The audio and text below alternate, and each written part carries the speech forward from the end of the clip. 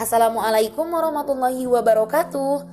Halo teman-teman santriwan dan santriwati pesantren Daring Kilat Ramadan 1442 Hijriah. Selamat pagi teman-teman grup 10 Abu Ubaidillah Al-Jarrah. Mudah-mudahan semuanya dalam keadaan sehat ya. Amin ya rabbal alamin.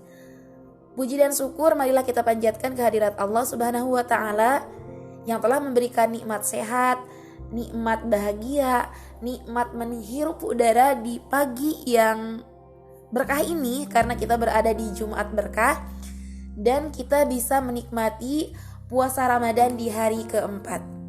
Alhamdulillah, Allahumma sholli ala Sayyidina Muhammad wa ala ali Sayyidina Muhammad. Baiklah teman-teman, dalam keadaan sehat lahir dan batin, kita akan sharing atau berbagi tentang kisah sahabat atau kisah teladan dari para sahabat. Salah satunya tentang kisah yang sangat luar biasa. Tentu teman-teman pasti sudah mengetahui siapa sahabat tersebut. Dia adalah clue-nya sosok yang tidak terkenal di bumi tetapi terkenal di langit. Ya, dia adalah Uwais Al-Qarni.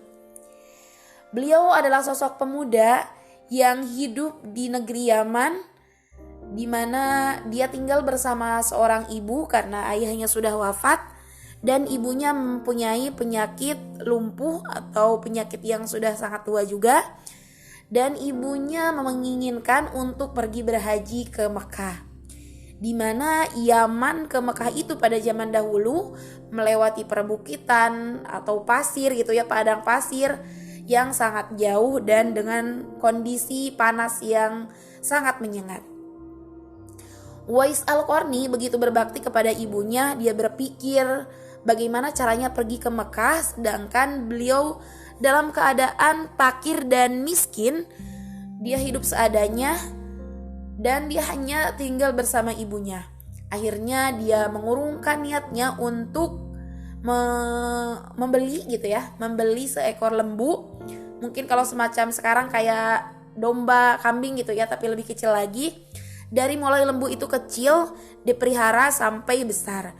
Jadi setiap pagi atau setiap hari lembu itu dibopong atau digendong sama Uwais Al-Qarni dan dibawa ke perbukitan atau ke gunung. Jadi saat hari demi hari, minggu demi minggu, bulan demi bulan, hingga akhirnya sampai 9 bulan, sampai 8 bulan. Dan pada saat itu Uwais Al-Qarni ototnya udah semakin kuat, badannya sudah semakin kekar karena setiap hari kan si lembu itu bertumbuh besar hingga akhirnya sudah mencapai bobotnya 100 kg. Dan pada bulan ke-8 tersebut Uwais Al-Qarni mencoba membopong atau menggendong ibunya, dibawa juga ke bukit atau ke gunung, dan akhirnya dia bisa menjalankan ibadah haji dengan pergi membawa ibunya, menggendong ibunya. Masya Allah, ini pergi ke Mekah dari Yaman menggendong ibunya untuk melaksanakan ibadah haji. Pada saat itu dia sudah melaksanakan ibadah haji bersama ibunya dan dia meminta doa kepada Allah supaya mengampuni dosa ibunya, memberikan keberkahan dan kesabaran untuk ibunya. Seketika ibunya mendengarkan, bagaimana kamu bisa berdoa untuk aku sedangkan kamu tidak berdoa untuk diri kamu sendiri. Kata Uwais, sudah cukup mendoakan ibu karena ketika ibu sudah berada di surga akan menjadi kebahagiaan tersendiri untuk anaknya nanti. Nah, selanjutnya Uwais Al-Qarni menginginkan untuk bertemu dengan Rasulullah Shallallahu Alaihi Wasallam. Tetapi karena kondisi dari Yaman kan tadi ke Madinah sangat jauh dan ibunya sudah sangat tua dan dia mempunyai penyakit lumpuh, akhirnya dia sedikit demi sedikit mengemukakan keinginannya kepada ibunya. Akhirnya dia menyediakan perbekalan, terus diizinkan oleh ibunya untuk pergi ke Madinah. Dan itu juga meminta izinnya sangat hati-hati kepada ibunya karena takut menyakiti ibunya, takut menyakiti perasaannya.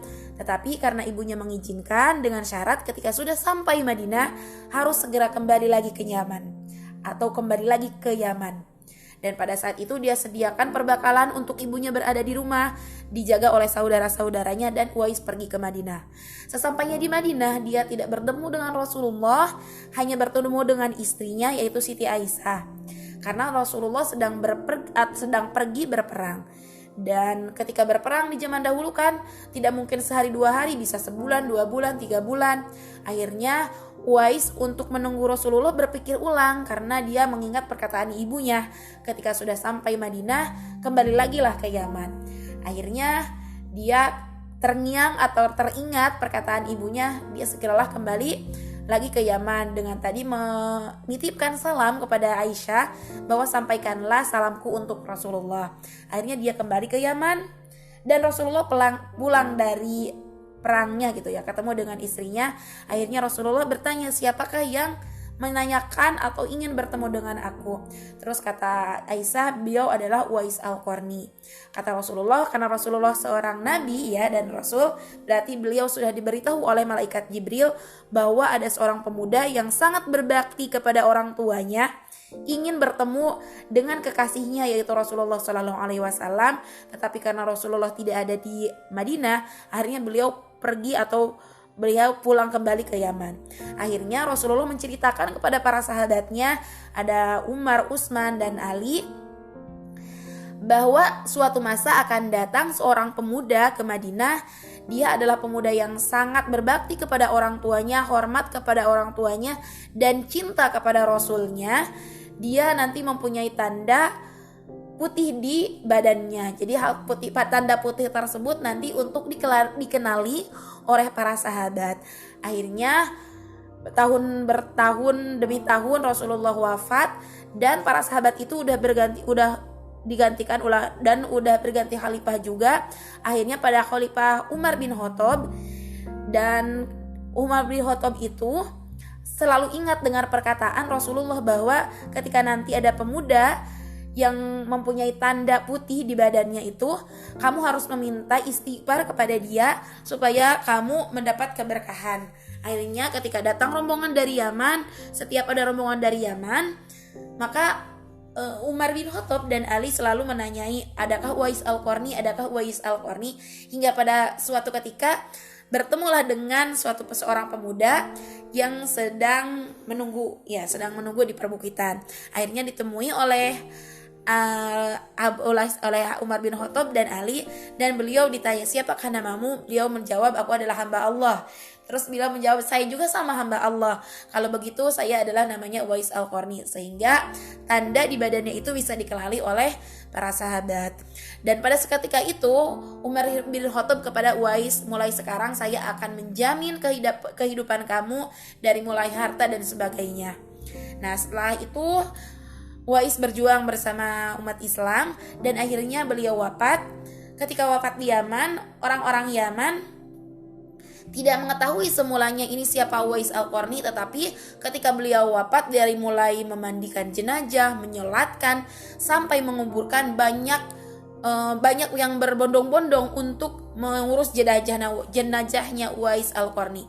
Maka daripada itu mereka semakin yakin bahwa ternyata Uwais Al-Qarni itu yang semula miskin dan fakir, beliau ternyata adalah seorang hamba Allah yang sangat dicintai oleh Allah, sehingga ketika ketika meninggalnya diurus jenazahnya oleh para malaikat. Maka kisah Uwais Al-Qarni itu merupakan suri teladan bagi kita semua, hikmah bagi kita semua, bahwa menjadi anak yang berbakti kepada orang tua akan mendapatkan balasan yang berlipat ganda dan mendapatkan perlindungan dari Allah Subhanahu wa taala. Begitulah ya, tidak terkenal di bumi tetapi terkenal di langit. Masya Allah, tabarakallah. Sekian hikmah pagi ini yang dapat saya sampaikan. Wassalamualaikum warahmatullahi wabarakatuh.